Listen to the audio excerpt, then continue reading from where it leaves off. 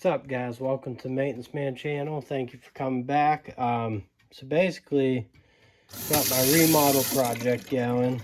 Got the sink installed. I got a whole video coming up, but just wanted to show you guys a little trick. So I had to they had this plumbing line, the drain coming like all the way out here and going up. It was kind of ridiculous, and the shark bites aren't my favorite, and they had these lines coming in, and I will show you the other thing that was going on here. The bathroom is right next to that sink, so this is what they rigged up. And to be honest with you, I'm just not touching it. I'm just letting it be. But you got the drain for that, and then it goes through that way, and then it goes into the floor. So anyways, you guys know I put the circulator pump on my hot water tank, so I did add a pressure or a temp valve back here to get hot water instantly. I have one up on the second floor, and I'm going to put one on the first floor. But anyway, so I plumbed this a lot shorter, brought it around. They have these air vents on every drain in the house, and I got all hooked up. Works good. But I wasn't going to get to this for a while, and I just had the pipe there.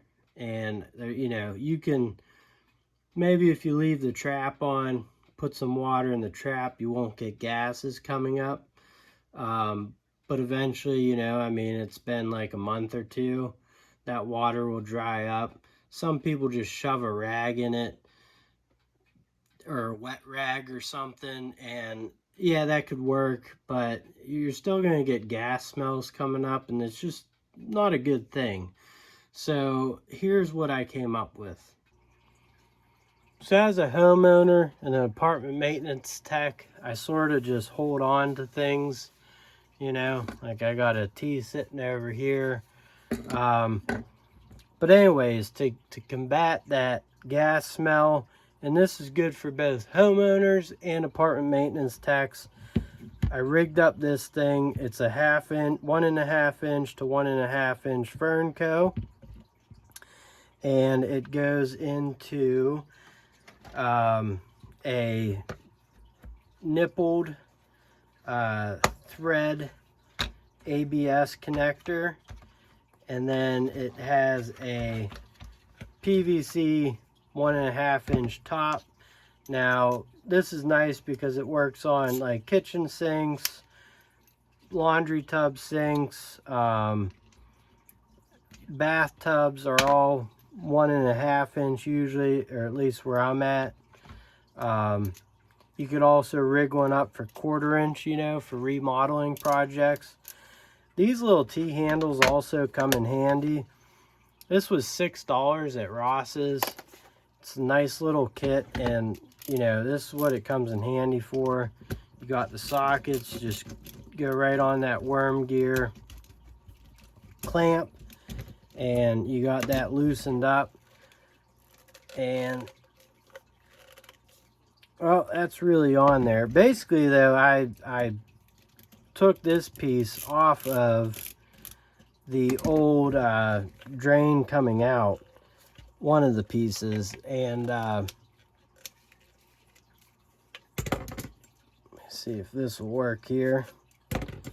Pull that off. It's really on there, which is a good thing.